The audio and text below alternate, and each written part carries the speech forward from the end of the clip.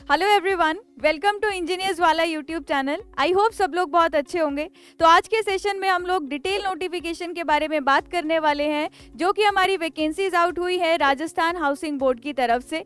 और ये जो वैकेंसीज है इसमें हमारे सिविल इंजीनियरिंग और इलेक्ट्रिकल दोनों ही ब्रांच एलिजिबल है। आज हम बात करेंगे कि डिप्लोमा होल्डर्स और डिग्री होल्डर्स के लिए टोटल कितनी कितनी पोस्ट आई है, क्योंकि डिप्लोमा होल्डर्स भी यहाँ पर एलिजिबल है कुछ वैकेंसीज के लिए, और कुछ के लिए अगर आपने डिग्री कर रखी है तो भी आप अप्लाई कर सकते हैं। ऑलरेडी इन पोस्ट के लिए जो एप्लीकेशन का जो डेट है वो स्टार्ट हो चुका है, जो कि 19 जुलाई से स्टार्ट हुआ है। अब हम इस सेशन में बात करेंगे कि टोटल नंबर ऑफ वैकेंसीज के साथ साथ आपका एग्जाम का पैटर्न क्या रहेगा, आपका एग्जाम का सिलेबस क्या रहने वाला है, क्या यहाँ पर नेगेटिव मार्किंग होती है। तो इन सारे पॉइंट्स के बारे में वन बाय वन हम बात करेंगे सिविल और इलेक्ट्रिकल दोनों ब्रांच के लिए। तो सबसे पहले हम बात करते हैं जो हमारी जूनियर इंजीनियर सिविल जो डिप्लोमा होल्डर्स के लिए पोस्ट है, वो टोटल हमारी 60 नंबर ऑफ पोस्ट है। ठीक है, तो ये 60 पोस्ट आ रखी है। इन 60 पोस्ट को भी फर्दर आगे डिस्ट्रीब्यूट किया गया है कि अगर आप जनरल कैटेगरी से हैं तो उनके लिए टोटल यहाँ पर सामान्य के लिए 30 पोस्ट है, अनुसूचित जाति 7 पोस्ट है। उसमें भी फर्दर जो डिस्ट्रीब्यूशन है वो आपको यहाँ पर देखने को मिल रहा है। और यहाँ पर पिछड़ा वर्ग उसके लिए यहाँ पर टोटल 10 पोस्ट है, जिसमें से जो आपकी वुमेन कैंडिडेट्स है इनके लिए भी फर्दर ये डिस्ट्रीब्यूशन आप ऑफिशियल नोटिफिकेशन में जाकर जरूर देख सकते हैं। यहाँ पर इंपॉर्टेंट पॉइंट ये है, क्योंकि अभी मैं डिप्लोमा होल्डर्स के बारे में बात कर रही हूँ, तो यहाँ बेसिक एलिजिबिलिटी कंडीशन क्राइटेरिया उन्होंने यहाँ पर लिख रखा है कि जिसने भी डिप्लोमा कर रखा है इन रिस्पेक्टिव ब्रांच, क्योंकि अब हम सिविल की बात कर रहे हैं, तो diploma in respective branch in engineering from a recognised institute, वो ही इस एग्जाम के लिए, इस पोस्ट के लिए एलिजिबल हैं या अप्लाई कर सकते हैं। अगर हम लोग बात करें पेपर का पैटर्न क्या रहेगा, तो there shall be one paper, आपका एक पेपर होगा। और जो मार्क्स और टाइम देखिए क्या क्या है। जो पेपर है उसको 2 सेक्शंस में डिवाइड किया गया है। पहला सेक्शन ए जो है वो है हमारा जनरल अवेयरनेस और एप्टीट्यूड टेस्ट। ठीक है, इसमें क्या क्या आएगा, जो भी आपकी राजस्थान की जनरल नॉलेज है, वहां से हिस्ट्री वाला पार्ट, आर्ट एंड कल्चर वाला पार्ट, मॉन्यूमेंट्स, हेरिटेज, ये सब चीजें। टोटल नंबर ऑफ क्वेश्चंस है हमारे पास 30, और जिनके मार्क्स है 90, मतलब कि एक क्वेश्चन हमारा कितना मार्क्स का है, यहाँ पर 3 मार्क्स का है। ठीक है, अब यहाँ पर हम बात करें कि हमारा एवरीडे साइंस जो सेकंड पार्ट यहाँ पर पूछा जाने वाला एवरीडे साइंस हो गया, उसमें जनरल एप्टीट्यूड आ गया, हिस्ट्री आ गई, innovation and Indian and international events. तो ये भी हमारे टोटल नंबर ऑफ क्वेश्चंस कितने हैं मैम, 30 क्वेश्चंस है। और यहाँ पर मार्क्स जो है वो हमारे 90 मार्क्स है। इसके लिए आपको कितना टाइम दिया जाएगा, 3 आवर्स का टाइम दिया जाएगा। अब जो सेकेंड सेक्शन है वो है हमारा टेक्निकल। तो टेक्निकल में सिविल इंजीनियरिंग के टोटल कितने क्वेश्चंस पूछे जाएंगे, 90 क्वेश्चंस, और 90 क्वेश्चंस जिनका मार्क्स कितना है टोटल 270। तो अगर मैं यहाँ पर टोटल मार्क्स की बात करूँ तो आप देखिए जरा, सबसे पहली बात तो आपको एलिजिबिलिटी, अगर इस एग्जाम को क्वालिफाई करना है तो टोटल में से 40% तो मिनिमम आपको स्कोर करना पड़ेगा। और जो पैटर्न रहेगा हमारा एग्जामिनेशन का वो ऑब्जेक्टिव टाइप रहेगा, मतलब MCQ क्वेश्चंस जो है वो आपसे पूछे जाने वाले हैं। ठीक है, maximum marks and negative marking. अब बात करते हैं जो maximum marks of the paper वो हमारे 450 बन गए, क्योंकि 270 का ये था, और इससे ऊपर हमने 90 + 90 क्या देखे, जो 2 पार्ट्स में हमने जनरल अवेयरनेस और एप्टीट्यूड और साइंस वाले को डिवाइड किया हुआ था। इसके साथ हम बात करते हैं कि अगर हमारा for every correct answer 3 number का यहाँ पर आपका एक क्वेश्चन बनने वाला है, पर एवरी इनकरेक्ट आंसर के लिए आपको 1 मार्क यहाँ पर माइनस होगा। तो नेगेटिव मार्किंग कितनी होने वाली है, हर एक क्वेश्चन, अगर आपका एक क्वेश्चन गलत होता है तो -1 वहां पर आपको मिलने वाला है।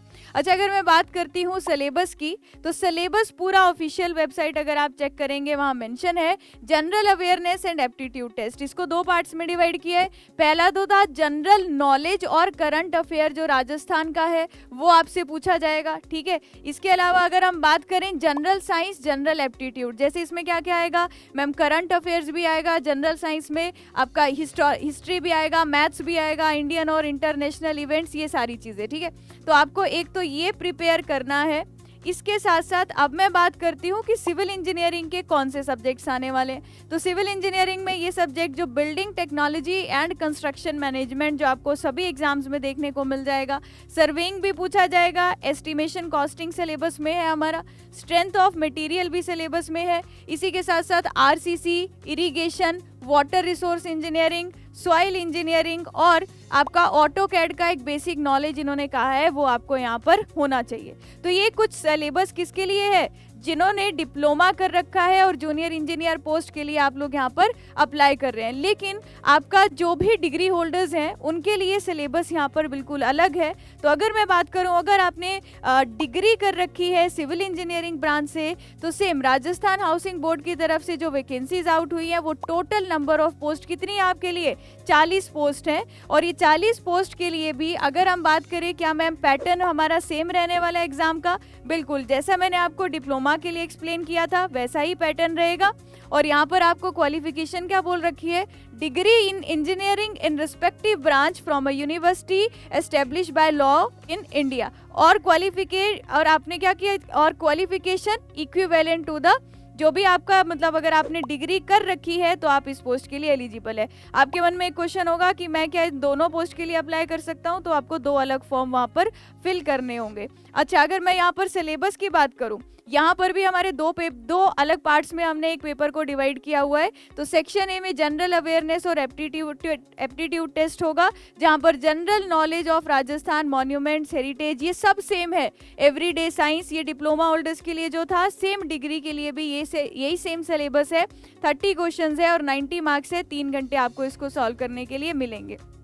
सेक्शन बी जो हमारा सिविल इंजीनियरिंग है, तो अगर हम टेक्निकल की बात करें यहाँ थोड़ा सा ज़्यादा सिलेबस देखने को मिलेगा।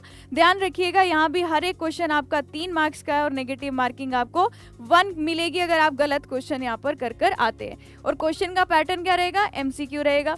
बाकी देखिए जो जनरल अवेयरनेस और एप्टीट्यूड टेस्ट है उसका सिलेबस तो हमारा सेम है, जनरल साइंस का भी। लेकिन बात आ जाती है अगर हम यहाँ पर इंजीनियरिंग की बात करें जो हमारी रिस्पेक्टिव ब्रांच है, तो building technology and construction management, building material है, मटेरियल्स को भी डिफाइन किया हुआ है कि कौन से मटेरियल्स को आपने पढ़ना है। तो रोड मटेरियल, मास्टिक, एस्फाल्ट, देखो ये सब हाईलाइट किया हुआ है। इसके अलावा यहाँ पर आपको फ्लूइड मैकेनिक्स भी पूछा जाने वाला है। फ्लूइड मैकेनिक्स के सारे टॉपिक्स मेंशन है जो आपको यहाँ पर प्रिपेयर करने हैं, सारे सब टॉपिक्स बता रखे हैं। अच्छा, सर्वेइंग भी है, एस्टिमेशन कॉस्टिंग भी है और उसके साथ साथ फील्ड इंजीनियरिंग भी है। ठीक है, अगले हम लोग यहाँ पर बात करते हैं इरिगेशन और वाटर रिसोर्सेज की। ये हमारा डिप्लोमा वाले जो डिप्लोमा होल्डर्स हैं जो एलिजिबल हैं इस पोस्ट के लिए, उनको भी सेम सिलेबस में था इरिगेशन भी। ठीक है, इसके अलावा अगर हम इरिगेशन के अलावा बात करें, theory of structure, strength of material, structural analysis हो गया आपका, सॉइल मैकेनिक्स और फाउंडेशन इंजीनियरिंग हो गया, design of RC concrete and masonry structure जिसमें कंक्रीट टेक्नोलॉजी भी आ जाएगा, और design of steel structure, stone, और देखो कंस्ट्रक्शन टेक्नोलॉजी में अलग से स्टोन और ब्रिक मैसनरी को आपको अलग से प्रिपेयर करना होगा। रूफिंग, फ्लोरिंग ये सब आने वाला है। ऑटो कैड की एक बेसिक नॉलेज आपको होनी चाहिए। पब्लिक हेल्थ इंजीनियरिंग जिसे आप एनवायरमेंटल इंजीनियरिंग बोलते हैं वो वाला पार्ट भी आएगा। और देखिए इस एनवायरमेंटल में वेस्ट वाटर वाला पार्ट भी आने वाला है यहाँ पर। ठीक है, और साथ साथ में देखिए सीवरेज ट्रीटमेंट ये मेंशन किया हुआ है। अच्छा, हाईवेज और ब्रिजेस में अगर मैं बात करूं तो हाईवे का पूरा सिलेबस है, हाईवे प्लानिंग है, ट्रैफिक इंजीनियरिंग आएगा और साथ साथ में अलाइनमेंट भी आने वाला है। तो रेलवे वाला पार्ट मेंशन नहीं है पर हाईवे आपको पूरा कवर करना है। तो जो डिप्लोमा के बाद अगर हम डिग्री का सिलेबस देखें तो जो टेक्निकल सिलेबस है आप देख रहे हो कि वो थोड़ा सा ज्यादा है। अगर मैं यहीं पर बात करती हूँ इलेक्ट्रिकल इंजीनियरिंग ब्रांच की, तो इलेक्ट्रिकल इंजीनियरिंग ब्रांच में टोटल नंबर ऑफ वैकेंसीज जो आउट हुई हैं वो हमारी 11 वैकेंसीज हैं। 11 वैकेंसीज है, इनका भी अगर हम डिस्ट्रीब्यूशन देखते हैं तो यहाँ पर हमें देखने को मिलेगा कि जो हमारी जनरल कैटेगरी है उसकी टोटल 6 पोस्ट आई है। और पैटर्न क्या रहता है यहाँ पर एग्जाम का पैटर्न वैसा ही रहेगा जैसा अभी हमने सिविल इंजीनियरिंग के लिए देखा। तो यहाँ पर देखिए आपके 2 पार्ट्स में इसको डिवाइड किया हुआ है। जनरल अवेयरनेस और एप्टीट्यूड टेस्ट जो होगा वो सेम होगा, 30 क्वेश्चंस होंगे, 90 मार्क्स का आपको वो मतलब क्योंकि हर एक क्वेश्चन हमारा यहाँ पर 3 मार्क्स का रहने वाला है। 40% आपको स्कोर करना पड़ेगा एग्जाम को निकालने के लिए। और इलेक्ट्रिकल इंजीनियरिंग जो है ये आपकी 90 क्वेश्चन होंगे सेम जैसा सिविल में था और टोटल 270 मार्क्स। अगर मैं यहाँ पर बात करूँ तो जो भी आपका जनरल अवेयरनेस और एप्टीट्यूड वाला सिलेबस है अगर आप देखेंगे तो ज़्यादा डिफरेंस नहीं है, वो बिल्कुल उसी से मिलता जुलता है। लेकिन अगर हम टेक्निकल सब्जेक्ट्स की यहाँ पर बात करें तो इलेक्ट्रिकल सर्किट आपका हो गया, ठीक है, इलेक्ट्रिकल सर्किट हो गया आपका, फील्ड थ्योरी हो गया, इलेक्ट्रिक मटेरियल्स यहाँ पर हो गए आपके, पावर इलेक्ट्रॉनिक्स आपका टॉपिक में है, इलेक्ट्रॉनिक्स एंड कम्युनिकेशन हो गया, electronic machine, power system, control system हो गया, स्विच गियर एंड प्रोटेक्शन, ये सारा आपको इस एग्ज़ाम में पूछा जाने वाला है। और अगर आप ऑफिशियल वेबसाइट पर देखोगे तो ये सिलेबस मेंशन है। और ये जो 11 वैकेंसीज हैं इलेक्ट्रिकल इंजीनियरिंग ब्रांच के लिए, वो एलिजिबल कौन है? जिसने डिग्री कर रखी है, क्योंकि यहाँ पर साफ साफ मेंशन है कि 11 पोस्ट जो आई है वो डिग्री जिन्होंने कर रखी है वही एलिजिबल होंगे। तो आप इस बात का ध्यान रखिएगा। ऑलरेडी फॉर्म का एप्लीकेशन फॉर्म फिल करने की जो स्टार्ट डेट है वो 19 जुलाई थी, तो ऑलरेडी ये स्टार्ट हो चुका है। ठीक है, अगर आपने डिग्री भी की है, आपने डिप्लोमा भी किया है और आप सिविल इंजीनियरिंग ब्रांच से हैं, तो आप दोनों पोस्ट के लिए एलिजिबल हो, लेकिन आपको 2 अलग फॉर्म फिल करने पड़ेंगे। और हमने देखा कि जो सिलेबस रहने वाला है आपका सिलेबस, उसमें जनरल अवेयरनेस और एप्टीट्यूड और इसके साथ टेक्निकल पूछा जाने वाला है। और हर एक क्वेश्चन 3 मार्क्स का होगा, नेगेटिव मार्किंग -1 आपको वहाँ पर मिलेगी। तो आपने ध्यान रखना है, सिलेबस आप ऑफिशियल वेबसाइट से भी जाकर एक बार ध्यान दीजिए और उसको डाउनलोड कर लीजिए। अगर आपने इसके लिए प्रिपेयर किया है तो रिविजन करना स्टार्ट कर दीजिए, क्योंकि एग्जाम कभी भी आगे कंडक्ट कराया जा सकता है। लेकिन फिर भी आपको इस फॉर्म को फिल करते टाइम या उससे पहले कोई भी क्वेरी हो तो आप जरूर कमेंट सेक्शन में पूछिएगा। ऐसे ही और सेशंस में मिलते रहेंगे। और एग्जाम्स अब लाइन टू लाइन बहुत सारे देखने को मिल रहे हैं, तो अपनी तैयारी को, जिस तरीके से आप पढ़ाई कर रहे हो, थोड़ा सा और उसमें आप लोग रिवीजन में टाइम देना स्टार्ट कर दो, अपनी तैयारी को टाइम देना स्टार्ट कर दो। क्योंकि अगर आप पेपर देखोगे ना अब, तो एक के बाद एक पेपर आपको देखने को मिल रहा है। तो अब वो टाइम आ गया है कि हमने जो पढ़ा है उसको अब हम लोगों को टेस्ट देना है कि हम लोग कितने तैयार हो चुके हैं एग्जाम को निकालने के लिए। तो फिर भी चलिए, आपको मैं यही कहूंगी कि अपनी तरफ से आपको अपना 100% प्रिपेयर करके जाना है, 100% देना है, अपना बेस्ट आपको एग्जाम में करके आना है। चलिए, इस वैकेंसी से रिलेटेड फिर भी कोई क्वेरी डाउट होता है तो जरूर कमेंट सेक्शन में बताइएगा। तब तक के लिए थैंक यू एवरीवन और ऑल द वेरी बेस्ट आप सभी को आपके डिफरेंट एग्जाम्स के लिए।